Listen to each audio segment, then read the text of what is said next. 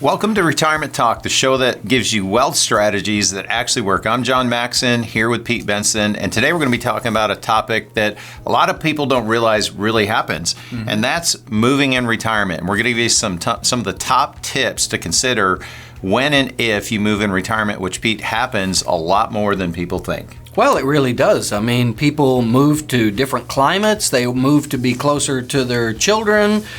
They move because one spouse passes away, and now all of a sudden it's more strategic to live somewhere else.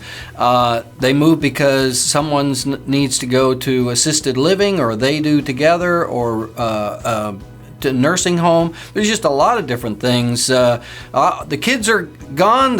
You don't have to be there for the job anymore if you're fully retired. So basically, you can move anywhere. And so we see this all the time. We're dealing with our clients that are moving different places. So there's some tips that you need to know because you want to do this well, and you don't want to get ripped off. You don't want to pay too much. You want to make sure with a good reputable company and all that. So number one, negotiate with the moving company.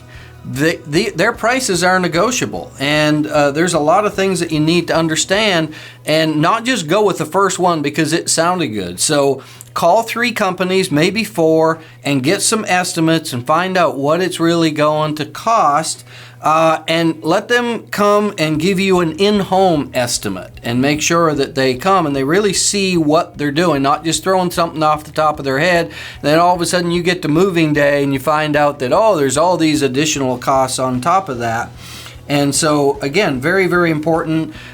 Make sure that you check these people out. Make sure that you're allowed to give background checks and that you're able to do that. And call for customer references. It's worth it to take your time and get this thing right. And again, you can vet a moving company, John, by going to movingscam.com. And you can find out that somebody sounds really smooth on the other end, but all of a sudden, they've got all your stuff, all your household stuff, and now you just don't have any idea how they're going to take care of it. Right. Well, it's like letting a stranger into your house, right? Yeah. Like, you want to know anyone that's going to be coming into your house. They're going to have access to personal information if they're boxing you up and things of that nature. So really being able to do those background checks, doing a comparison, making sure that you know who you're dealing with. I love the part and the aspect of actually getting customer references. I did that the last time I moved, and it was really interesting when you called references. Bottom line is people did not hold back. No. If it was a good experience, they were very verbal about that.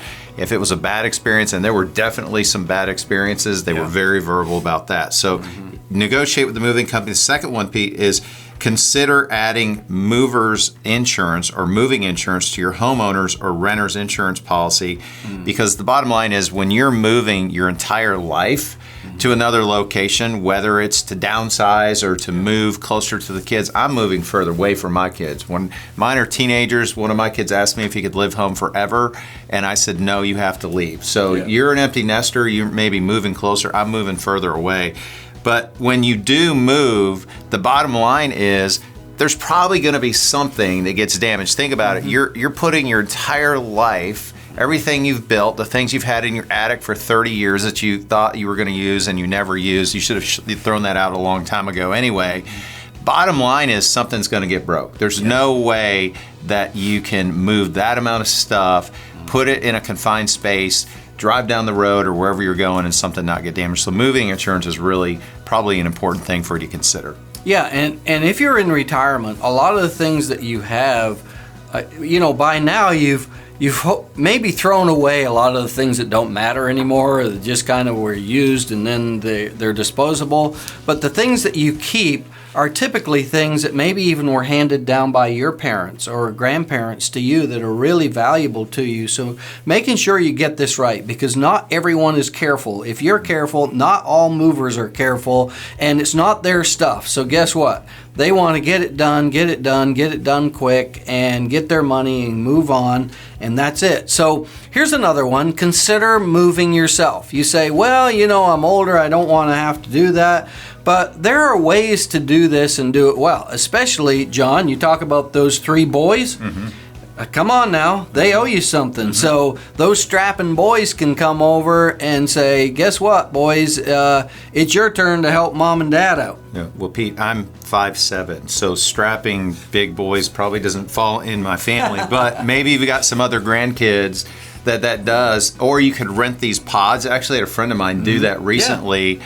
And they loaded everything. They actually hired some local people that they did some background checks on. They loaded everything into these pods. Pretty cool. They come pick them up and they ship them right to where you're moving. If there's a little bit of delay in between houses, they'll store it for you.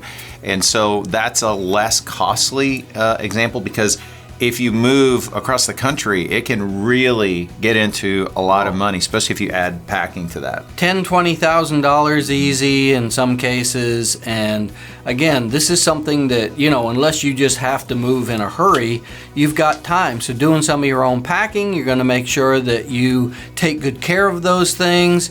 And if you are part of a church or part of a group where some folks could come and help, and you could still pay them, but it wouldn't necessarily be a mover. And then when you get to the other end, if you're moving to an area where kids are or whatever, then maybe they can help unload on the other end. So again, just be creative. Use your head and think about all the different things that you can do to hopefully save a little money. So hopefully this has been helpful. Yeah. Do your homework. Make sure you're dealing with a reputable source. Hey, thanks for watching our show today. Be sure to subscribe to our latest episodes at retirementtalk.com.